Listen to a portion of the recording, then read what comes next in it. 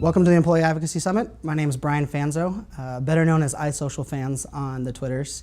I'm the Chief Digital Strategist at Broadsuite Media Group, and I am a technology evangelist, been a computer science major in college, worked in a lot of different fields, cybersecurity as well as social business deployment. And really for a long time for me, my focus has always been on, how do I connect and educate not only my employees, but also my customers. And for a while that meant, integrating communities and social business tools.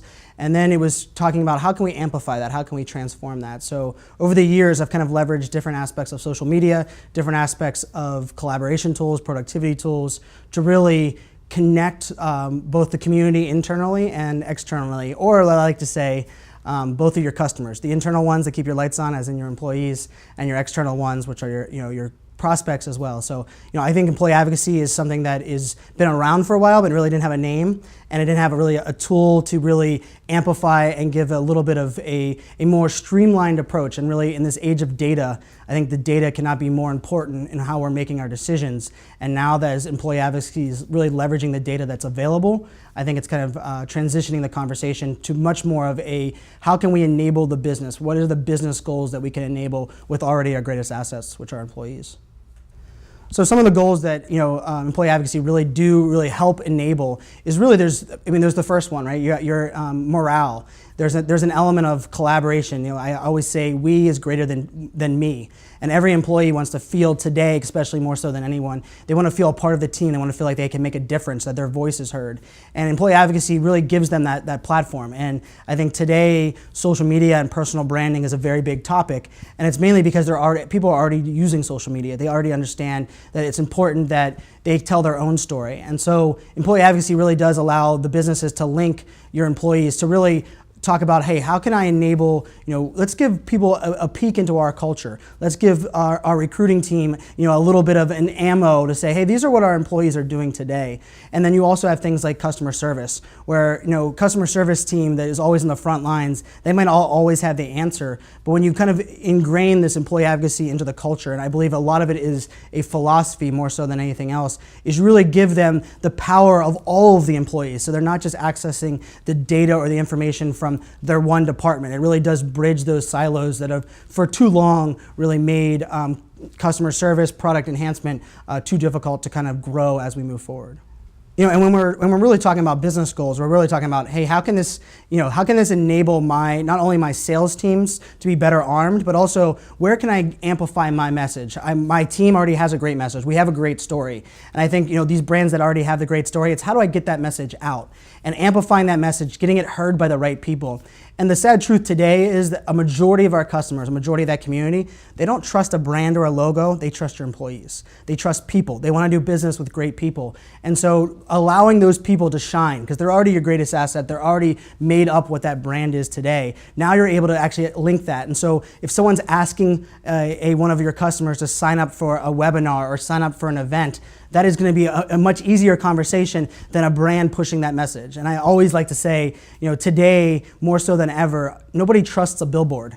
And if it's just you're going to do billboard type advertising or billboard type marketing, it's going to be drive-by, it's going to be forgotten, it's going to be the same old thing. But when you put a face on it, when you humanize that conversation and you build that trust, it's no longer, it's about enabling that. And that's where I think the business goes into lead gen, it goes into social selling, really empowering your sales team to leverage the data and the content that already has been created. Now you're giving them a path and also a tool set that actually allows them to kind of scale that in a sense that really it empowers the team, department-wide.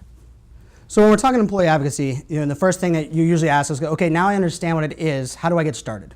And really, how do you get started is a great question. And I think it starts actually with your philosophy and your people first, not the tool. And I think a lot of times people kind of get that backwards. They throw a tool and try to use a tool to solve a people or a culture problem. And what I mean by a people or culture problem is when employee advocacy, you really do have to embrace this power of collaboration and this element of trust. And I think when you start doing those things, you start kind of focusing on allowing people to work together and kind of broadening their scope. That's kind of the first step into, okay, hey, now how can we give people swim lanes? How can we empower them? And really, it starts with, how do you make it easy? We all have other jobs. A majority of the time, you're not going to implement an employee advocacy program and have it into everybody's, everybody's KPIs for their job is not going to include social day one. But what you're able to do is if you're able to make it easy and you allow them to demonstrate it and then talk about the success. I always talk about, don't tell them just what. Don't tell them what. Don't tell them the tweet. Tell them how and why. So it starts with training. Training, I think, is the most important piece. Once you start explaining to them, hey, why should I be telling my story? What's the advantage of me telling the story compared to the brand already having on the website? Our CEO already talks about it in all of his presentations. When you explain that why you talk about those relationships and how people trust you and your community wants to hear from you, and when you start there and you start training the how and the why, the easy part comes back because those people now who are already naturally social are going to come back to you and say, okay, now what can I do more? How can I amplify this more? How can I be more involved? And I think it's also important to understand storytelling is a huge aspect, but not every employee has to be the social employee, but they all play a role in storytelling. They can be the one that is part of the story. They can be the one that helps tell the story to maybe your content marketing team, so then your marketing team can actually create that content. And I really think it's where we start there. And then one of my biggest tips is always, and I use this hashtag because I'm on that side, is I call screenshot awesomeness. And what I mean by screenshot awesomeness is document all of your wins along the way. Screenshot every time you have a little success, a little win. And it might sound kind of arbitrary, but when you get to the end and someone says, hey, what's the ROI of this program? Or what have you actually done for this partner or this customer? You go back into your portfolio of all of these awesome screenshots you've took and said, hey, over the last 6 weeks, we've had this many touch points with this many employees with that customer. More than likely, that built the trust in the relationship that ended this game. Or your sales team sending you an email and saying, hey, just so you know, the only reason I was able to have that conversation with that person is because they had a relationship on social with these 3 other people. And when you document this, when you screenshot the awesomeness, it gives you that portfolio to really answer that question down the road. So employee advocacy, I think, is definitely, it went from something we talked about a lot, but it was definitely not a buzzword. I think now it's switched into the buzzword phase. And the question really is the buzzword phase a good thing or a bad thing? And then really what players are out there, who's actually paying attention? And for me, it's a big deal when enterprises, the big enterprises, the ones that take a long time to implement change, are starting to embrace it, starting to look at ways to implement it company-wide. This isn't just a marketing tool. This is a tool that actually empowers your business in every single department.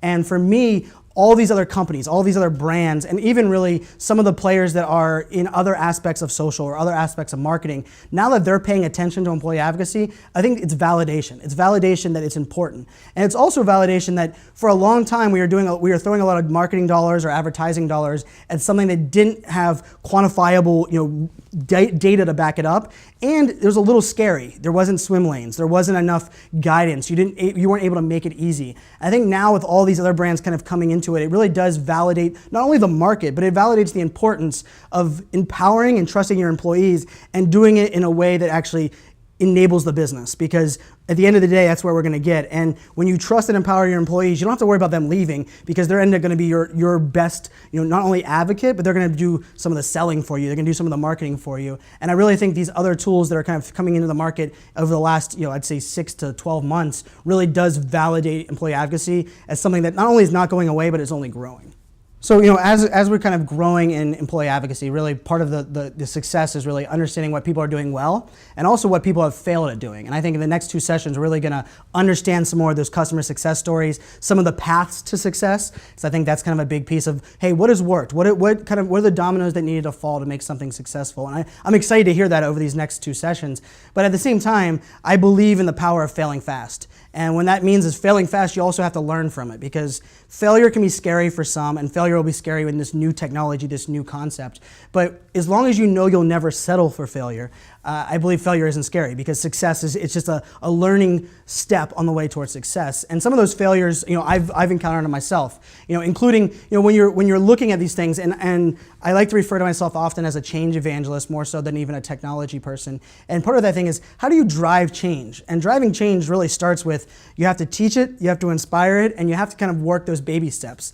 And a lot of times we'll kind of skip those baby steps, or we'll look for that one big win instead of small wins along the way. way and scaling the program too wide to where there's so many people doing so many random things, there isn't really, you almost create your own big data problem. And I've done that in my past. And I'd say another one of the examples was, where do you start the training? Where do you start the kind of the buy-in? And there's a difference, and I will stress this because I learned it. There's a difference and an importance of both leadership buy-in and management buy-in. And there is a difference because leadership buy-in, you have that champion that is, hey, your CEO, your executive that says, I believe in this, let's empower my employees. The problem happens is if your manager is not incentivized, if his structure does not make it to where employee advocacy is ingrained in what he's being rewarded at, he's not going to allow his employees to make that happen. He's going to stop that collaboration. That doesn't make sense. You're not working towards my individual KPIs. And I think that's usually where we kind of get a disconnect because then the manager, you come back to these employees and says, the executive's built in and the manager says,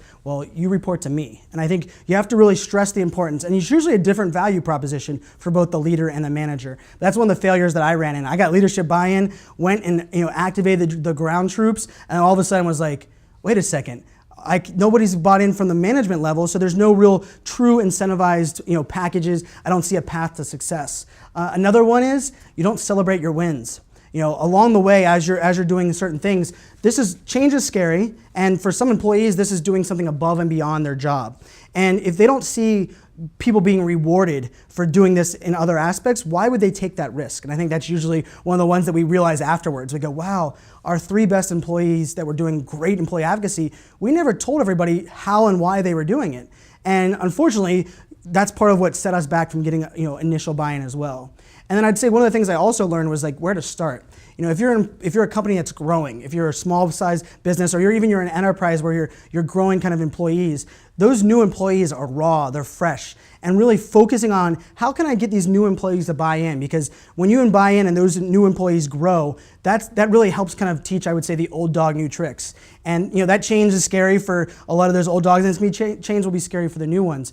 But when you kind of tiptoe around, and I'd say last but not least when it comes to a failure, and I talked about it at the beginning and I'll kind of recycle it back, is don't blame the tool for your failure. And I really truly mean that is because a lot of times, and I joke, and it's, the tool problem, the reason a tool fails a majority of the time, I'd say 99% of the time, and this is someone that's a tech lover, I love tech, is it's between the chair and the keyboard. It's the person using the tool, which means your people and culture weren't set up or structured to actually leverage that tool. And I think that's kind of one of the things you have to take a step back because I've thrown a tool at a problem, the tool maybe fixed it, maybe it was a Band-Aid, but all of a sudden it didn't scale and everybody stopped using it after the gamification element was done, or maybe the initial rah, rah, rah, everybody was excited and then all of a sudden went away and you said, well, that tool just doesn't scale. Well, no, your culture wasn't built to continue that success. And I think that's where you really have to focus that on. So I would say when we're looking at these failures, understand the importance of training, small baby steps, but also make sure you understand where the tool fits in because the tool gives you that trust, it builds you those swim lanes, it makes it easy, but it's not going to solve those people problems that unfortunately you have to solve before you go into that tool deployment.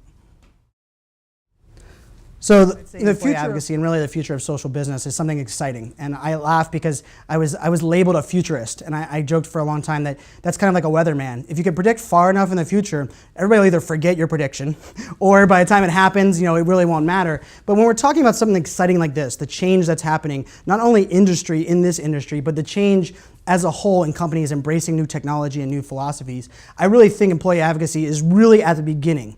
And we're going to grow into this idea where it's not really, you don't have to teach the company that you have to trust your employees, you just have to teach them more on how do you empower them. And I really think we have to think of it as a community more so than just employees, because it's a community that wants to work together. Leaders, as we're learning, and I'd say, as a millennial myself, the whole idea of millennials taking over the workplace, part of this whole millennial conversation is millennials don't want to be led by someone that has a job title that says they're a leader. They want to be led by someone that's the best leader for that job, that specific project. And employee advocacy allows that to happen because it gives everyone the ability to work together, collaborate. And I truly think the future of employee advocacy, and really where employee advocacy 2.0 goes, it's really, okay, how can we even scale and amplify this more? How can we turn our employees into the rock stars that we know they are? We hired rock stars. We're paying them like rock stars. Now let's amplify them. Let's turn them into thought leaderships. Let's invest in their personal brand, more so than just saying, hey, here's your voice, share our content. But hey, what do you care about? What is your passion? How do we put you on the pedestal to be the rock star? And I think that's exciting. I mean, it gets me pumped up. As you can tell, I'm truly passionate. And I love this conversation. I think to me, it's about a conversation, a little less than a one-way dialogue. So I saw some questions coming through. I would love to open this up for Q&A. Let's jump into what your pain points are and what things that you think that I can kind of give insights to. And I'm excited to get into the next two sessions where we really can talk about some of the true success stories, some of the analytics, because as a data guy, I'm excited. So let's open this up to Q&A.